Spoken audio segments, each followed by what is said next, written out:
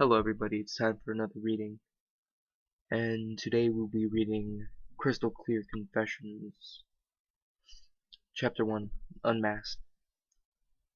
Dearest Shining Armor, by the time you read this, I'll be long gone. I considered telling you that at the end of the letter, but the whole reason I'm writing this is because I'm tired of leading you on. The truth is that I'm a fraud, a liar. My face, my name, everything about me is fake. I never was Princess Miyamori Cadenza, but I became her. Alone, a simple word, a word most foals know soon after they could speak, a simple word with hidden power, a power that could only be understood when one was completely, utterly alone. Shining Armor sat on the edge of his unmade bed, the luxurious materials and his extravagant surroundings little comfort with only the ticks and tocks of the clock to keep him company. His horn softly glowed in the early morning light that seeped through the windows.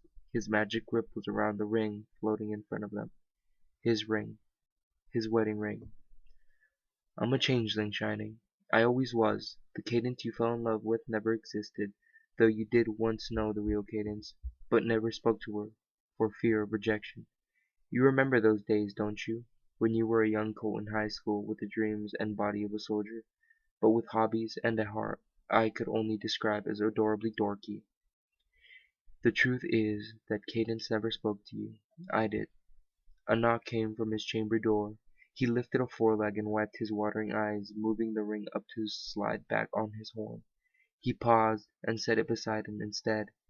"Come in," he said, as loud as he could manage, his voice hoarse.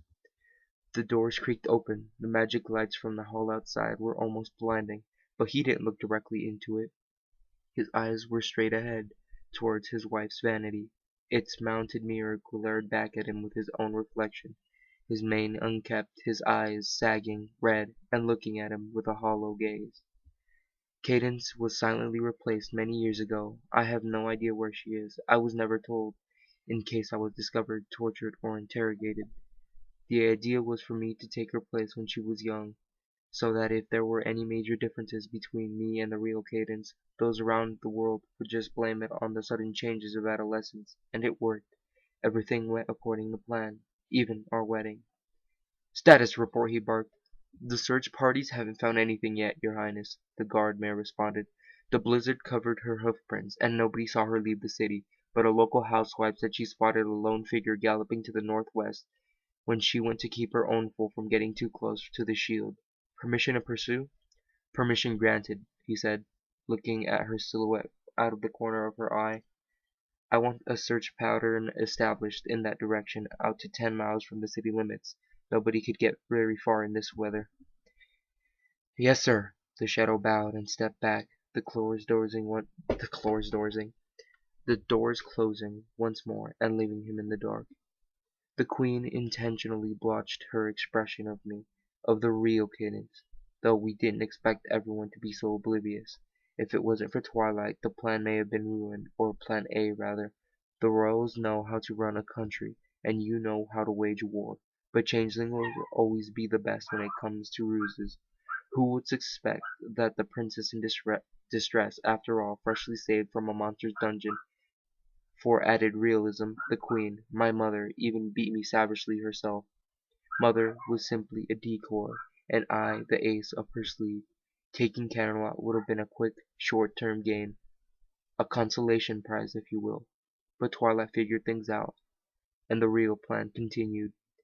Shining Armor's horn glowed once again, his ring rising from his side to before his face.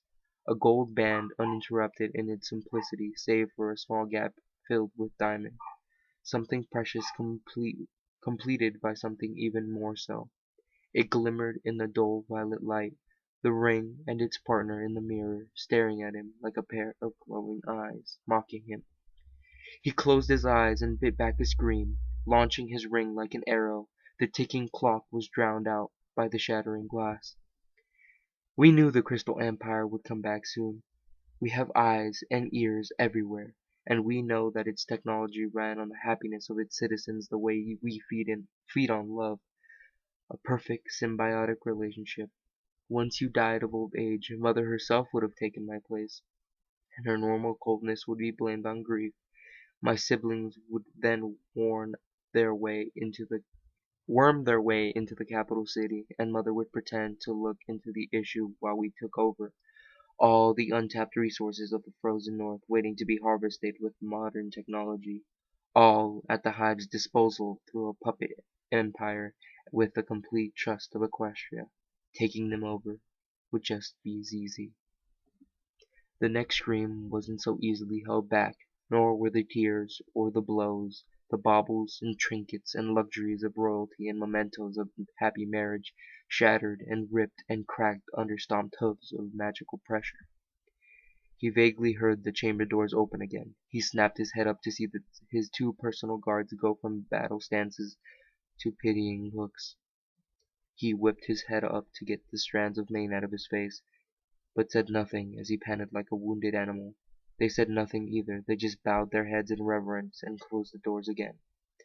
It's not your fault.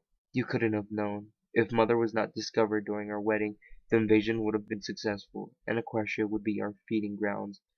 But she was, and our long-term plan went into motion. Far more lucrative in the end. Our people would have finally had their own empire after so many centuries in the shadow, and the entire continent would be our home. Either way, we would win. Changelings never make their move until victory is its only possibility.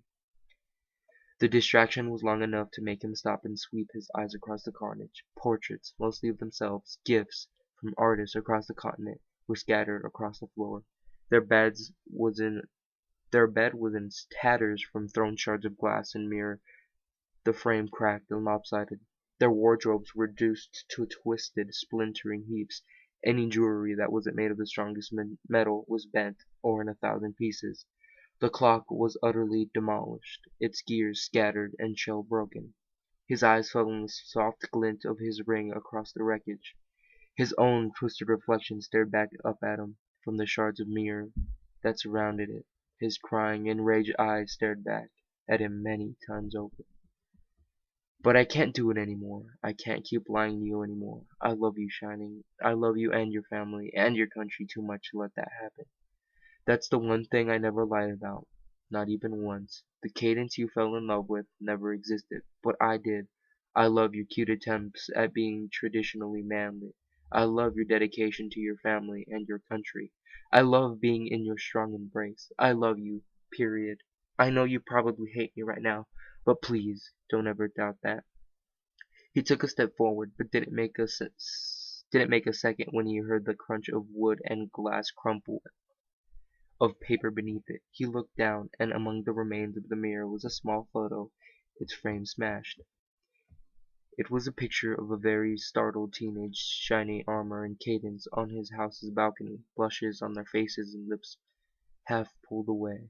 A young Twilight was pointing an accusatory hoof at them, with a look on her face like a detective catching a criminal in the act of a diamond heist, and a very noticeable purple claw was over the corner of the shot, haphazardly holding the camera.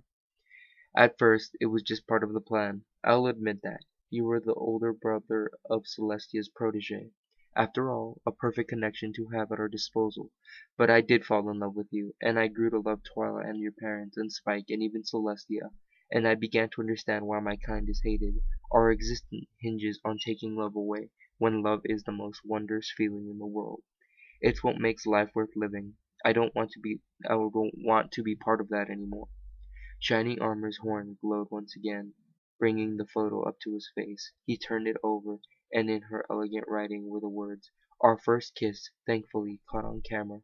A small chuckle escaped his lips, and a smaller smile tugged at the edges, but it soon faded.